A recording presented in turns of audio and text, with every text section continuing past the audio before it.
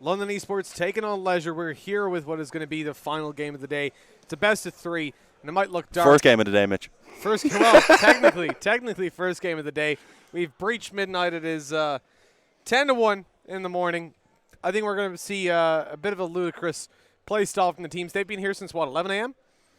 Yeah, Well, I think they were meant to be here for then, but we only had like 2 teams. Yeah, we will put it that way. But some of them have been here a long time. Yeah. It's been a hell of a long day, and I think we'll probably start to see some wear and tear coming into these guys. At this point, they've probably been here at least 12 hours, and it's certainly not easy. As we look towards this best of 3, though, we've seen Leisure knocking out some teams that I'm surpassing some teams I did not expect to see them moving past. Sector 1, like, we fully expected to see them up against London at this position. Now, London have come down. They've dropped from the upper bracket as expected. Endpoint overcoming them and booking themselves a place in the final for tomorrow. But it was, I mean, a really, really hard idea to accept that Leisure would be in this spot, and yet they've done it pretty dominantly in the last round.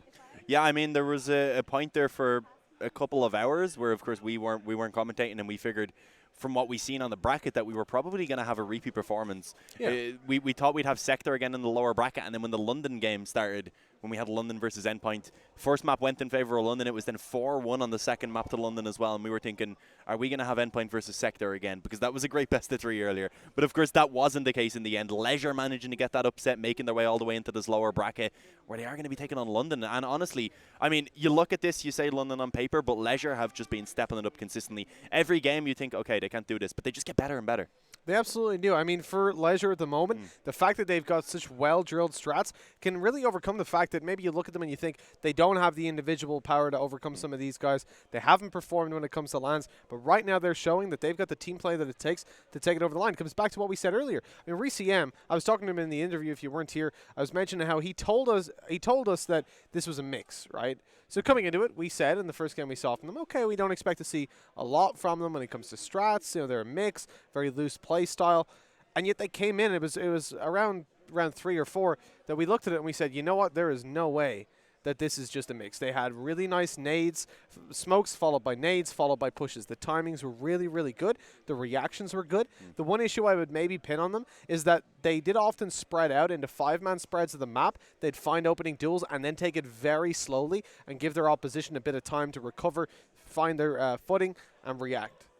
I mean, slowing it down when you get the advantage is normally a good thing, but you just have to ensure that you're setting yourselves up in position so that if you do have that counter aggression come in, that you at the very least can get a 1-for-1 trade. Yeah, and that was the issue. They were spread out very much one at a time, holding different parts of map control by themselves, and the point that you could force a 1v1 that would potentially pull it back to the axis, having at least even footing, which isn't what you want to do when you've got that advantage. Like you said, you want to make sure you're able to at least trade. Yeah, you don't want to be giving them a 50-50 chance of getting back into the round there. Yeah, absolutely. You want to do everything you can, of course, to have the best opportunity to take the round as cleanly as possible, and that did seem to be a little bit of an issue. But I'm excited for this game right now. London have been playing really well. Leisure have been playing really well. And I definitely think there's a chance for an upset here. I think Leisure have certainly fixed a lot of their issues. And looking at London, I was standing behind them for their last best of 3 up against Endpoint. And there were a lot of things that I could look at. I mean, some communication was just above par. It was amazing to see these guys under such stressful situations still be able to keep everything focused. There were a couple of issues when it came down. I mean, you've got personalities like the leader, you've got Azuma there. These are vocal guys. And often when you put 2 very vocal players on a team, they can maybe clash a little bit when it comes down to the nitty-gritty. When things aren't working, they can get a little bit opinionated. But I found that Zlatan, just from looking at how the communication realm went, Zlatan is like this voice in the background. He was faced with some really unlucky rounds. I mean, Repline caught him off guard a couple of times. I was nearly banging the desk for him. And yet he was able to constantly sit there and say, guys, it's okay. Relax. We've got this. We're going to do this. We're going to do that. And he was keeping everybody just on a nice, even level where nobody was and there were a couple of arguments maybe breaking out, and he was quick to step in and say, guys, it's okay. Let's relax. It's nice having a calming voice. If I'm correct as well, he wasn't the one that was calling for them, but whenever they went into a tactical pause, that was when he would start calling. Absolutely. It seemed like he was kind of the mind, like, maybe he's not confident enough in his English to actually call completely for a team. But once they get into the tactical pause, he knows what's going on. He knows what to say. He's like, okay, this is the issue. Let's fix this. I certainly don't think Zlatan's a guy you would hit with confidence issue anyways. I mean, you look at when he dies, he basically becomes the voice of the team. There's a couple of rounds where he got picked off initially by, I think it was LAN most of the time on the sniper. He was really giving him a rough time on Derailed. And consistently you would hear Zlatan just shouting over, like, you know, one guy. He's communicating for everyone, switching between everyone's perspective, saying where the holes are, where they need to move, what. Not micromanaging. That was the thing. He wasn't getting in people's way of how they wanted to play the game, but he was feeding the information so they didn't even have to think about calming it necessarily, because Zlatan was on the case and he was making sure that he was useful even when he was dead. Oh, and yeah. This is obviously a case in all teams, really. Like, you're going to have those players that do it, but I think Zlatan he had that positivity that really helped everyone out. Yeah, no, there's no question about Zlatan's in-game confidence. It was more so from what I was thinking, at least, because he understands the game so well, because he seemed to be so intelligent about what way they were playing it, and he wasn't the in-game leader.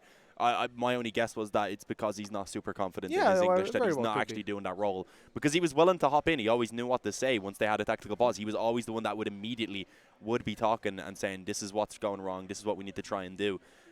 But during the actual game, he didn't really seem to be calling the actual strategies as much. But he seemed very, very solid at that. So he's like a good backup caller, which is always a good thing to have, because if you run dry on ideas with your main caller, if you have someone else in the background who the entire time has been thinking about what way to approach the game as well, then they're going to have a lot built up, a lot of ideas about what way you can go ahead and actually, I guess, kind of change up things, what way you can counter the enemy approach.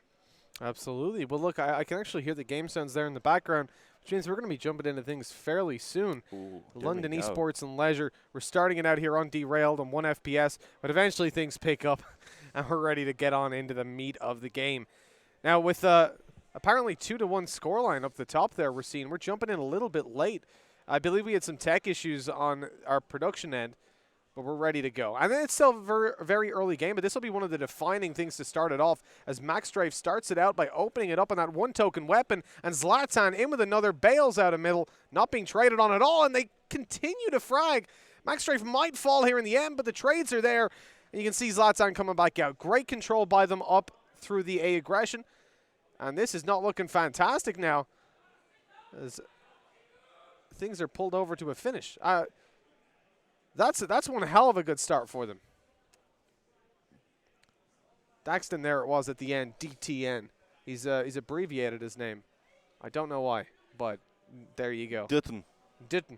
We call him Dutton. No, I was looking at it, I was like, who the hell is Dutton? And I was like, I'm fairly sure he doesn't play for LAN. And I went, Daxton's missing. So that's fair enough. I don't know why he's changed his name, but fair enough. Got to fit the ad epic in there. I think it was just because Zlatan has ZTN. He even has ZTN on his jersey like that. So he does, yes, indeed. Zlatan, yeah. So I think they just kind of wanted to match a little bit. Yeah, I mean, it's nice to color coordinate, right? A name coordinate, I guess we're going for. Dutton getting hit up early on. I wonder where Zooten is to help him. Zooten. Jeez. Oh, okay. I was a little bit confused there, because it looked like he didn't notice him for about half of a second. Eventually, fucker, man. Still don't feel confident saying that name, not going to lie. But he did take down MaxStrafe, so pretty decent kill to come in, extending the advantage for Leisure right now in this round. And it is a pretty crucial one indeed, considering London are currently leading 3-1 overall. A nice return, though, from Azuma. They're catching the aggression on mid. It's a bit of a solo play when they have a 5-on-3. Not really necessary, but I guess he wanted to try and get that lurk in, cut off the rotations. But the only issue is right now the rest of Leisure are taking their time before they can push in towards B. It's given an opportunity for the rest of London to rotate over. But in the meantime, Leisure, they've gone ahead and flipped the tables once again. They're bringing it back towards A now. Leaving, of course, only Deleter in a position really to try and actually defend this one, I believe. Azuma might just catch the rotates. It depends what Reese decides to do. He's up in the window, and as he drops out, he's in danger from the Car 98K. Oh, he gets a tag! How is that not a kill from Azuma? Trying to spam through. It's a brave move. Not quite going to work out for him. Deleter gets lit up, and this is a bit of an issue. Young rejects there. Felix, pistol in hand. 10 seconds. They've got to go for the plant. Has to be sought after. Leisure going to find it by the looks of things. Oh, maybe not. Oh, he gets it in time. Dutton has won the round. I mean, they find the kills anyways, but good old Daxton landing it 4-1. Dutton, the hero that the round needed.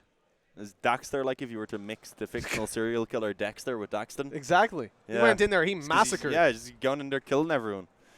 4-1 though, London starting this one off well. Do we know the full veto? That is the full question. We do, but I'll be honest, we were so focused on the tech issues, I didn't actually take note of it. Amaury, do you remember the veto? Amaury doesn't remember the veto either, so we'll just see where we end up is how we're going to run with this one. I'm sure we can get that info fairly soon either way, so it shouldn't be too big of an issue. Azuma, though, picking up the opening kill here on the car. Has also the MP40 to fall back off on, so not really stuck into those long-range fights. Will be able to go up close as well if necessary. Zlatan right now, that's going to be chilling around connector, and he does, of course, realize there's a couple players. Maxstrafe getting aggressive. Nice work to even find that one on the Reese. Unfortunately, didn't expect Rejects to be up so close. And it's Zlatan now who's looking to try and get the trade and ends up going down. And that actually gives away the man advantage that they did have. Headbangery on the scope, finding that frag. Leaves us in a nice old position, a 3v3. Close round to start it. But how are we going to finish? Myland moving in. He's got support. He's got Rejects with him, but they're up against a leader. He's got a nice little angle to play with. Being spotted out. Myland falls, and the leader makes it away for the most part. Gets behind the statue, and then refrag not there in time. He's going to regen up his health. Even goes so far as to take down Rejects, and Headbangery has got very little time. 30 seconds as he moves towards B, but they're not here. They've left it open. And with the smoke down, he'll be able to get that plant up against the car. He commits to it as... No, he doesn't. He fakes it. This gives London Esports the information on where he is, and as he goes for the plant, the spam should come through. That lineup is so unfortunate where he planted for. It just so happened to be perfectly where Daxton was going to be looking through the doors. 5-1. Yeah, I feel like that's something he's probably aware of. Likely just taking the gamble right there that the spam wouldn't come in. I think it may have been so that he could potentially actually push out towards that position to have the ability to try and play time on the bomb. But of course, did not work out with that. It's a 5-1 lead here for London. And they are kind of starting things off as you would expect. I mean, coming into the LAN, London, if you were to put them up against Leisure, you would say, yeah, easy win. But Leisure, they picked it up today massively. They had a bit of a rough day yesterday. They've came in today and have already had a couple of upsets. So, I mean, it wouldn't be too wild of a dream if it was to happen once again. It's Headbangery to find the opening kill in this round, but it's Daxton pretty much immediately that is able to quickly return. And although there is a couple players nearby for Leisure, they themselves did not try to follow it up immediately for the refrag.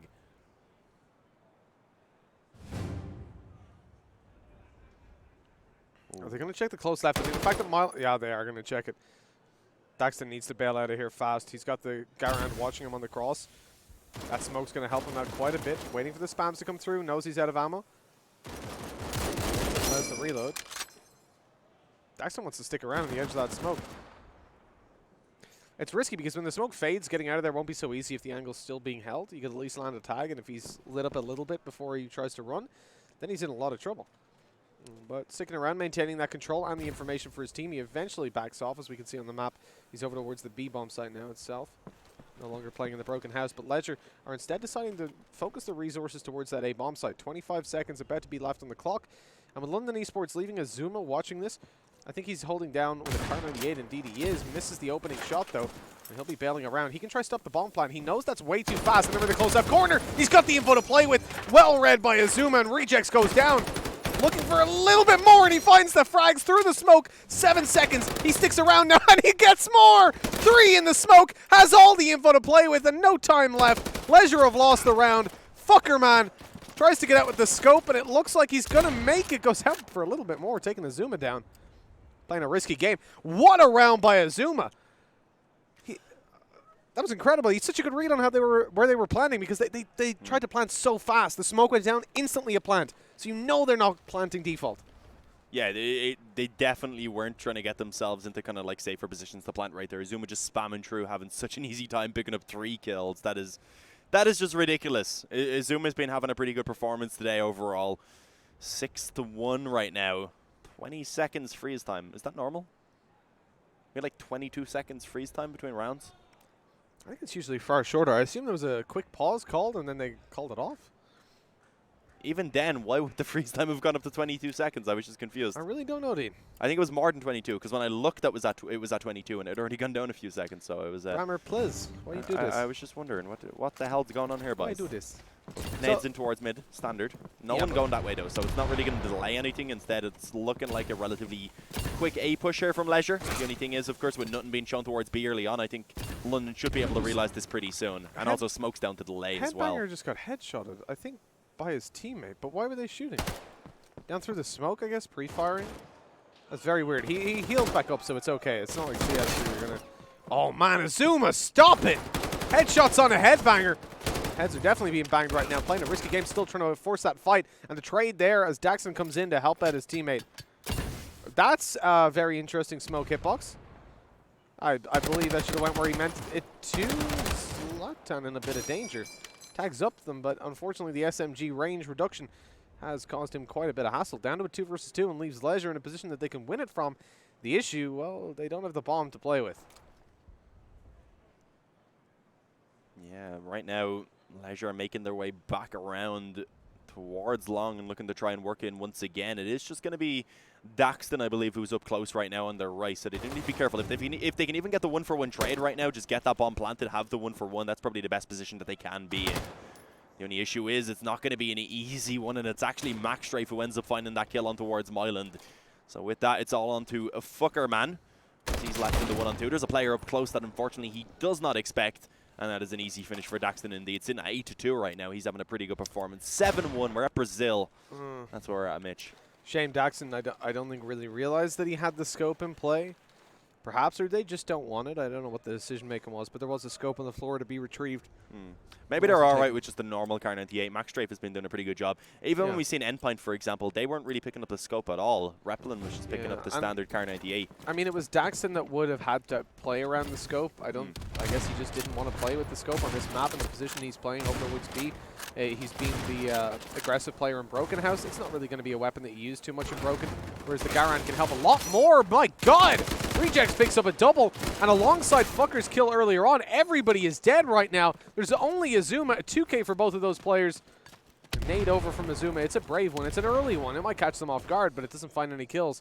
And a 1 versus 5. Azuma's been insane on the MP40, but this would be taking it to a whole nother level. Yeah, no, I don't even think going for this 1 versus 5 is really a plausible strategy right now. The save is probably his main goal, but doesn't look like that's really going to be allowed either. With 5 players still alive for Leisure, there's no way they're going to let him save over that Car 98, knowing that if they take it off him, he doesn't have that. He barely has anything now coming into this round. They have 2 tokens on everyone beginning this. So it's not really like they have much of an option. A Gavera and a smoke comes out on the leader, and I expect a very similar buy on pretty much everyone. Maybe a couple players even sticking on towards these MP28s just so they can pull out the smokes. Apologies, and you do actually see that from Azuma right there. A smoke coming into play. Deleter has his smoke as well. Other than that, though, tokens are being saved. So London, they are willing to kind of take that half by realizing, okay, we're up 7-2. We don't really have to force the issue right now. If they pick up one more round, we get a great buy into the next round and keep up our kind of momentum from there. It's not a big deal. Trying to get aggressive, though. I like that they went for a little bit more of a coordinated aggression here. A bit of a gamble with the weaker buy. But as it happens sometimes when you make a gamble, it doesn't always pay off, Mitch. 1 versus 3 right now for Max Strafe, and of course with his position known, you do see Leisure instantly beginning to take it over towards that B-bomb site, but even then, going pretty slow and just catching Max Strafe either way. So easy kill coming in, 7-3 is the score. If they can pick up these last 2 rounds here over on the Allied side for Leisure, they'll be in a pretty good position.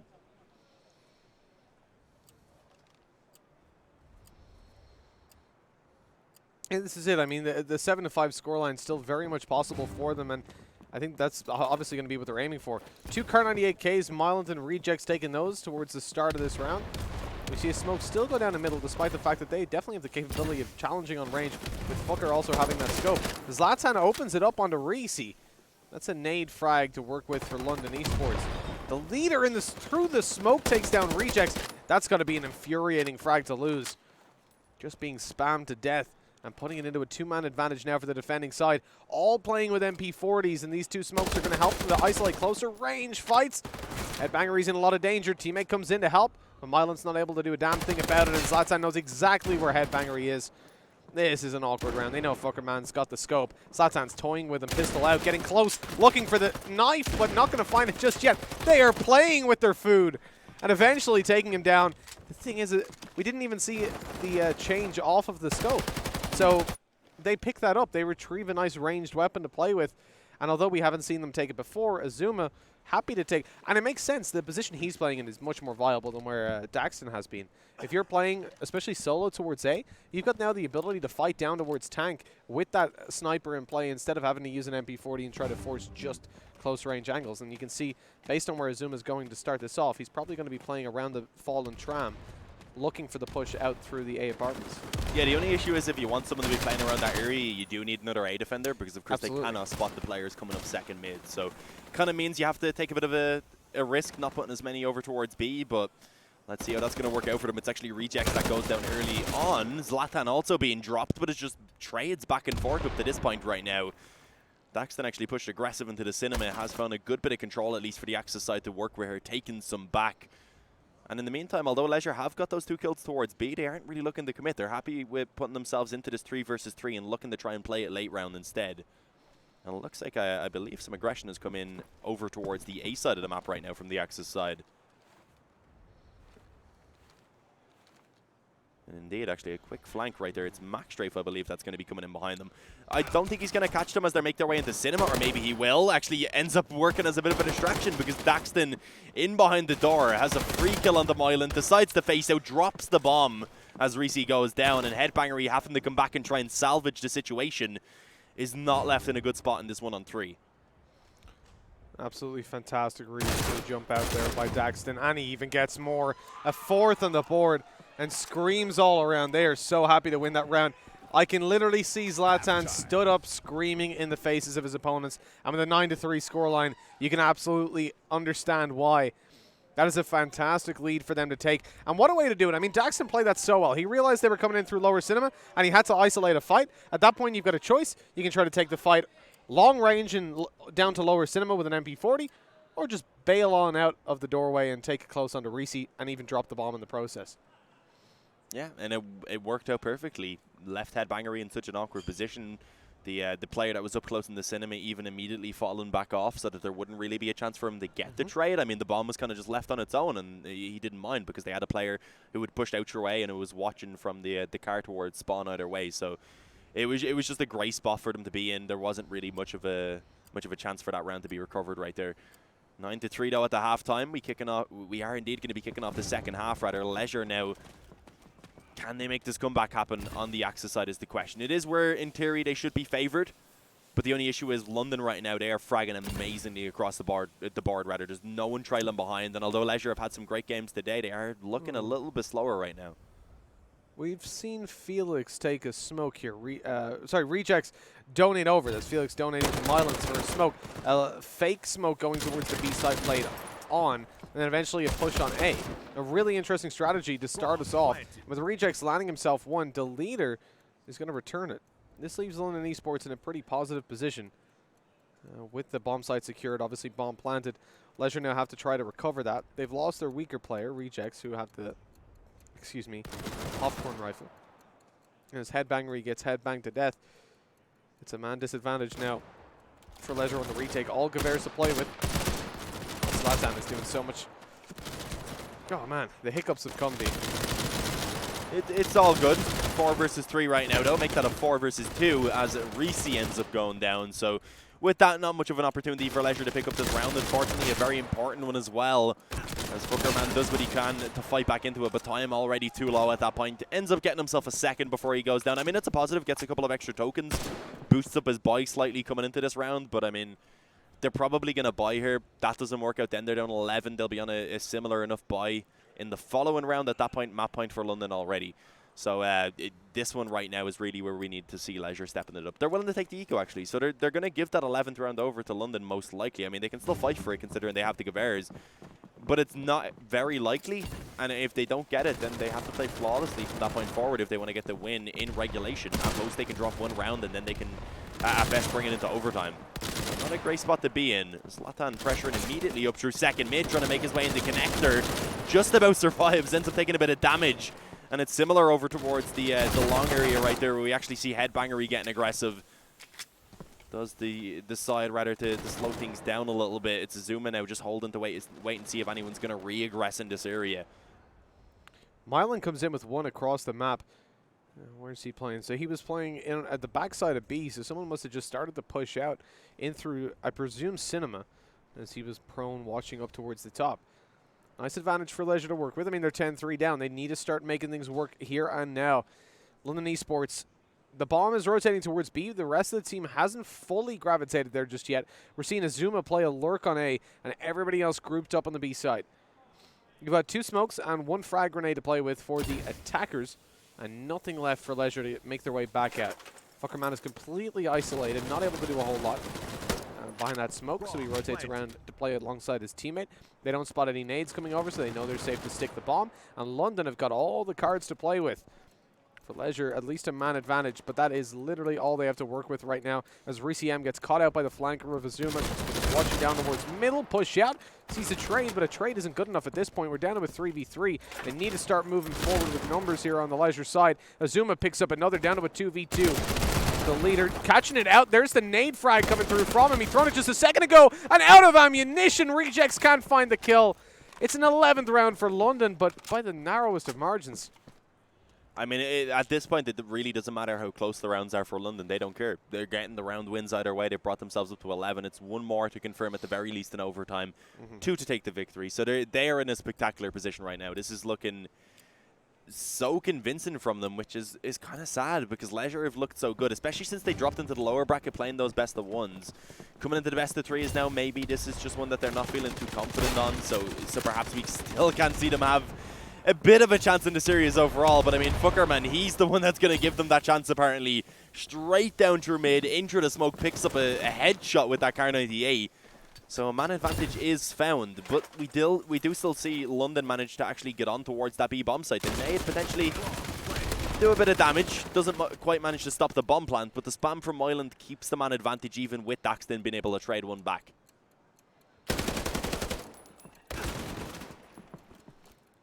There's Daxton onto Moyland. It's a 3 versus 3. Daxton regens his health without too much bother as the leaders spotted out.